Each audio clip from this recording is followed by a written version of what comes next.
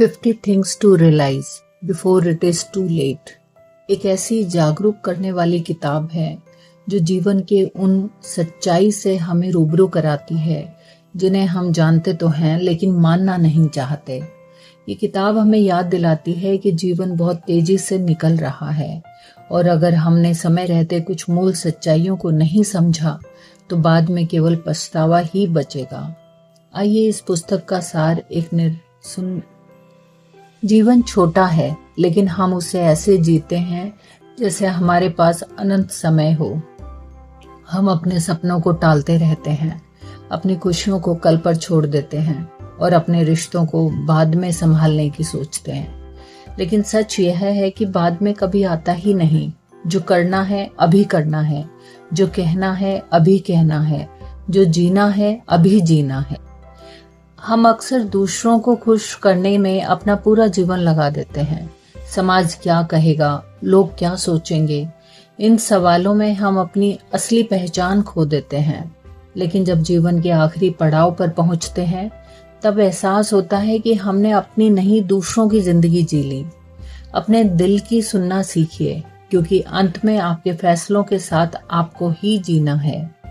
पैसा जरूरी है लेकिन पैसा ही सब कुछ नहीं है। हम अपनी सेहत, अपने रिश्ते और अपनी शांति को पैसे के पीछे दांव पर लगा देते हैं। बाद में जब पैसा आता है तब सेहत जा चुकी होती है, रिश्ते दूर हो चुके होते हैं और मन बेचैन हो जाता है। संतुलन ही असली बुद्धिमानी है। डर हमारी सबसे बड़ी कैद है।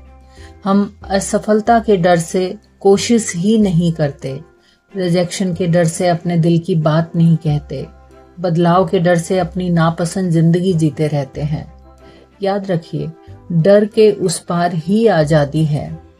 हम सोचते हैं कि हमारे पास बहुत समय है अपने माता पिता के साथ बैठने का, दोस्तों से मिलने का, अपने बच्चों के साथ खेलने का, लेकिन समय बहुत चुपचाप निकल जाता है। एक दिन अचानक का एहसास होता है कि वो लोग, वो पल, वो मौके अब वापस नहीं आएंगे। रिश्तों को प्राथमिकता दीजिए क्योंकि यही जीवन की असली पूंजी है। हर दिन शिकायत करना आसान है लेकिन आभार व्यक्त करना कठिन। हम जो नहीं है उस पर ध्यान देते हैं, जो है उसकी कदर नहीं करते। कृतज्ञता से भरा मन ही सच्ची शांति का अनुभव करता है। परफेक्शन की तलाश हमें शुरुआत करने से रोक देती है। हम सही समय, सही अवसर, सही परिस्थिति का इंतजार करते रहते हैं लेकिन सही समय अभी है। शुरुआत छोटी हो सकती है लेकिन शुरुआत जरूरी है। हम अपनी भावनाओं को दबाकर रखते हैं, रोना चाहते हैं लेकिन रोते नहीं, कहना चाहते हैं लेकिन कहते नहीं। ये दबाव धीरे धीरे भीतर जहर बन जाता है। अपने दिल को हल्का रखना सीखिए। हम दूसरों से तुलना करते करते खुद को भूल जाते हैं। सोशल मीडिया की दुनिया में हर कोई खुश दिखता है, सफल दिखता है, लेकिन हर किसी की अपनी लड़ाई है। अपनी दौड़ पर ध्यान दीजिए। हम अक्सर अपनी सेहत को हल्के में लेते हैं। नींद, खान-पान, व्यायाम, इन सबको नजरअंदाज करते हैं, लेकिन सेहत ही वो आधार है जिस पर जीवन खड़ा है। इसे नजरअंदाज करना सबसे बड़ी भूल है। माफ करना सीखिए। गुस्सा और नफरत केवल आपको ही जलाते हैं। जिसने आपको चोट पहुंचाई वो शायद आगे बढ़ चुका है लेकिन आप अभी भी उसी दर्द में फंसे हैं। माफी आपको आजादी करती है। अकेले समय बिताना सीखिए। खुद के साथ सहज होना आत्मज्ञान की पहली सीढ़ी है। जब आप खुद को समझ लेते हैं तो दुनिया को समझना आसान हो जाता है। जीवन में असफलताएं जरूरी हैं। वे हमें सिखाती हैं, मजबूत बनाती हैं और सही दिशा दिखाती हैं। असफलता अंत नहीं, एक नया आरंभ है। लोग हमेशा आपके बारे में ही सोचते नहीं रहते। आप जितना सोचते हैं लोग उतना ध्यान नहीं देते। इसलिए बेझिझक अपनी तरह से जिएं। समय सबसे कीमती संपत्ति है। पैसा खोकर वापस पाया जा सकता है लेकिन समय नहीं। इसे सोच समझकर खर्च कीजिए। छोटी छोटी खुशियों को नजरअंदाज मत कीजिए। एक कप चाय, सुबह की धूप, बच्चों की हंसी, यही असली जीवन है। सीखना कभी मत छोड़िए। जीवन तब तक जीवंत है जब तक आप सीखते रहते हैं।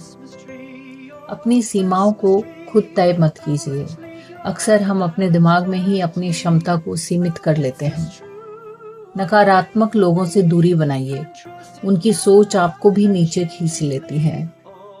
जो आपके नियंत्रण में नहीं है उसे लेकर चिंता मत कीजिए।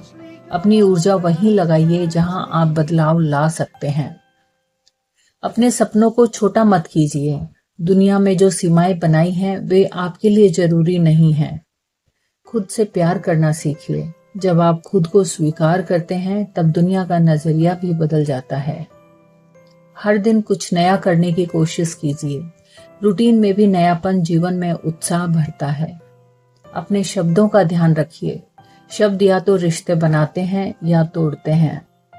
धैर्य रखिए, हर चीज अपने समय पर होती है। जीवन की अनिश्चितता को स्वीकार कीजिए। यही अनिश्चितता जीवन को रोमांचक बनाती है। अपनी गलतियों से शर्मिंदा मत होइए, उनसे सीखिए। अपनी कहानी खुद लिखिए। किसी और को अपनी जिंदगी का लेखक मत बनने दीजिए। और अंत में यह समझ लीजिए कि जीवन का उद्देश्य केवल सफल होना नहीं बल्कि सार्थक होना है। खुश रहना, प्यार बांटना, शांति से जीना, यही सच्ची उपलब्धि है। जब आप इन सच्चाइयों को समय रहते समझ लेते हैं तो जीवन बदलने लगता है। पछतावे कम होते हैं, संतोष बढ़ता है और हर दिन एक उपहार जैसा लगने लगता है। याद रखिए,